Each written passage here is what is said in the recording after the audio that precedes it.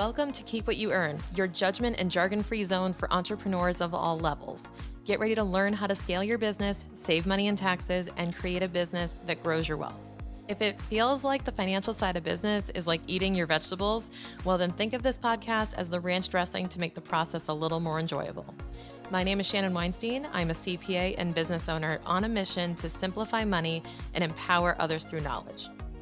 I hope this episode inspires you to take action, but remember that the information we share is for educational purposes only and is not individual tax advice. Now that we got that out of the way, let's start the show.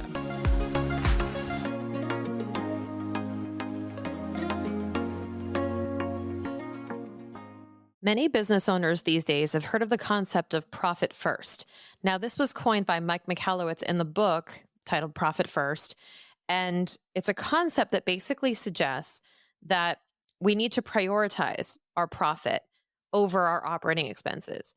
I mean, the normal default position for any business owner is really to take your revenue, what comes in, spend pretty much all of it, and then you get to keep what's left. You get to pay yourself, you get to keep some of it in reserves, but you have to wait to see how much you spend in operating expenses before you know how much you have left over in profit.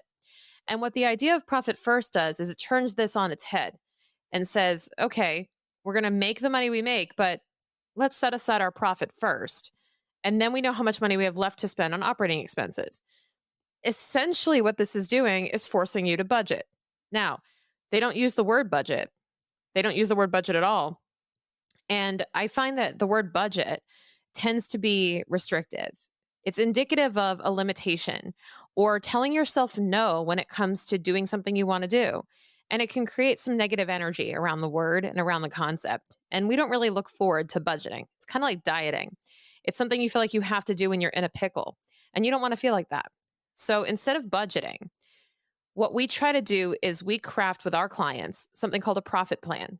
And we utilize the philosophy of profit first. Although we don't use all of the same tactics, we use the philosophy of profit first, but we take it one step further. And I'll explain. So in Profit First, what Mike Michalowicz describes is this idea that you will spend the operating expenses that you set aside for that purpose. So what we do is we then take buckets of those operating expenses. So beyond just knowing that we're going to spend it on operating expenses, we look at 3 to 4 main categories for any business owner. And we will look at the allocation among those things. So we look at how much are you spending on your people? How much are you spending on your back-end operations and admin? How much are you spending on client fulfillment? So we kind of have it these 3 different buckets, and sometimes we also include new client acquisition. So really, it's 3 or 4 different buckets that we use to describe how we are spending our money. So it might be people, promotion, and product. It might be you're spending it on advertising, you're spending it on product, you're spending it on operations, right? And it depends on what your biggest drivers are. So every business is going to be slightly different. You know, for example, our apparel retailer spends a lot in actual product, whereas we have a service-based business who spends a ton of money on customer acquisition. So we look at these different types of models and we set targets. So we're setting these zones, sort of these like safe ranges or zones of percentages of your sales that are going to each of these different allocations.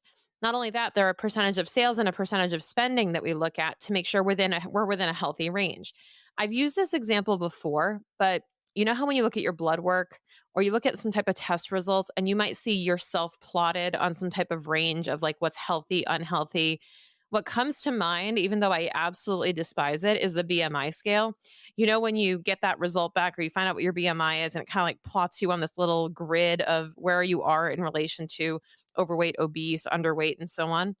It's kind of like that, where we can figure out, are you meeting your targets? Are you going over your target in a certain area?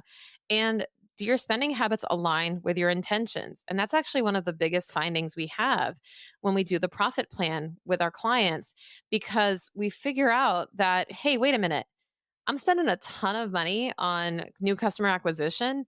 And it just occurred to me that even if I took in all of these clients, or, you know, if I really did turn up the volume on that area of my business, I can't fulfill it. I really need to focus on operations right now. I need to focus on hiring my next person who's going to serve my clients. So you have to be focused on what is the priority right now? What are we focusing on this month, this quarter?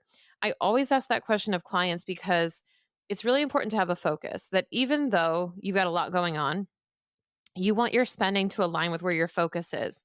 We always say that you have to focus on something to get results.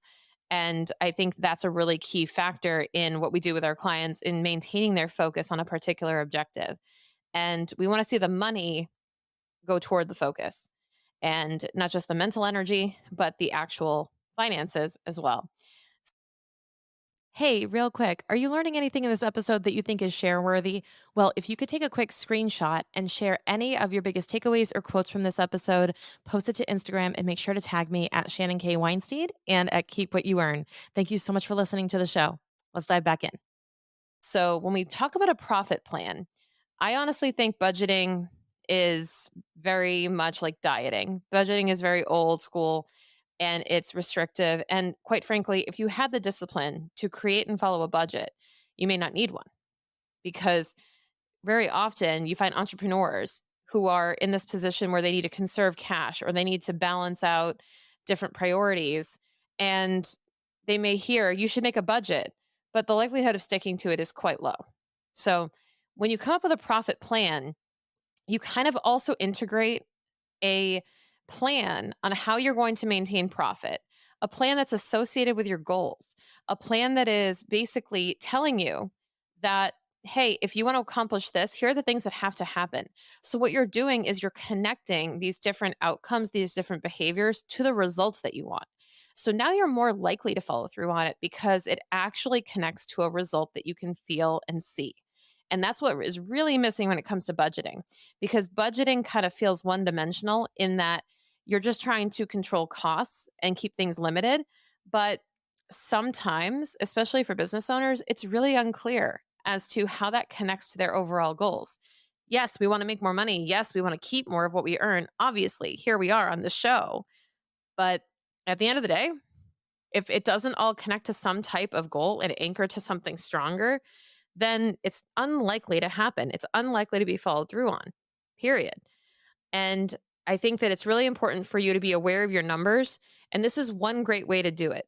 So, really tactically, for a second, if you want to start this process for yourself, if you want to develop your own profit plan, here's how you're going to do it. If you're using QuickBooks or you're using a online bookkeeping tool, you're going to go into your QuickBooks, you're going to run your profit and loss. Ideally, you're going to run it year to date or this year to last month if your bookkeeping is done monthly. And what you're going to do is you're going to just divide a few numbers out. You're also going to bucket these expenses together. So depending on how your books are organized, and I recommend running it in Excel so you can add numbers together. And by all means, work with your bookkeeper, work with your CFO, work with your accountant on this. They should be helping you with this and they can answer these types of questions. But you can figure out what your target zones are for percentages or dollar values of what you should be spending on each of these things per month. And you can actually track your progress to see how close you were to that range. And again, no judgment, no punishment if you go outside of it. But at least you're aware. At least you know that something shifted in the past month. At least you have the awareness of seeing the behavior and what happens as a result of that behavior. And that's 90% of the battle when it comes to numbers is being aware of them and knowing how they affect your bottom line. You might feel like you have no cash in the bank. You might feel like, oh my God, I'm just feeling this immense sense of scarcity. I'm feeling a little bit lost. I'm feeling disconnected, whatever it may be. We're all going through tough economic times right now. It's true. There's a lot of purse tightening, right? Purse string tightening. And there's a lot that people have to be fearful of.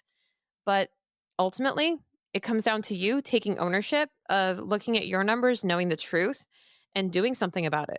Because if you sit on the sidelines while this is all happening and you decide not to watch it go down, not to watch it happen, then, that is exactly what you're going to get. You're going to be able to turn a blind eye and not be able to do anything about it because you're not reacting to what's going on. And that's just the truth. And I know that it's easy to want to just maybe even shift blame and look at other factors, things that are working against you. But I'm of the belief that, I'm not in a position where I want you to give up at all or succumb to those other factors unless you've done everything in your power, everything in your control to steer the ship in the right direction. And part of that, again, is creating awareness, but also part of it is taking ownership of what's actually happening in your business, not just reading the financials, not just looking at it, but taking it and using that data to make decisions. And this is one of the ways to do that is creating some type of profit plan. It could be called a cost allocation, anything like that. You can even call it a budget. But at the end of the day, all it comes down to is giving all of your dollars a purpose, setting up an intention on how you're going to spend this money, where the money's going to go, and how you're going to be allocating it among different objectives in your business. Then at least you don't have guilt about spending money or saying no. So if you're interested in developing your own profit plan for your business, we have openings for power sessions right now if you'd like to do it with us, or you can also apply to work with us as fractional CFOs within our core program. Check the link in the show notes for more information on working with us. Head to keepwhatyouearncfo.com. See you on the next episode. One of the things that holds people back from starting their business and going all in on it to grow it is this hesitation around setting it up properly or cleaning things up to make sure everything is legally and compliantly sound. Between setting up the actual business legally and knowing how to manage the money, there's a lot that can intimidate somebody and scare them into not starting. And that's why I bundled up my 5 best resources all together for brand new business owners or for anyone who's looking to clean things up. This is my 5-day mindset refresh because it always starts with mindset, and my business financial quick starter, which is my starter course for anyone looking to start a business with all the key elements you need to do in order. My tax deduction guide with hundreds of deductions you can take for your business today. My Money Pro matchmaker on how to find the right professional for you, and my cash flow forecasting mini course. This is the ultimate Swiss Army knife. It includes tools and templates, everything you need to get started on your business successfully or clean things up if you feel like you've fallen behind. Grab your copy right now. The Small Business Starter Kit is yours for free using the link in the show notes.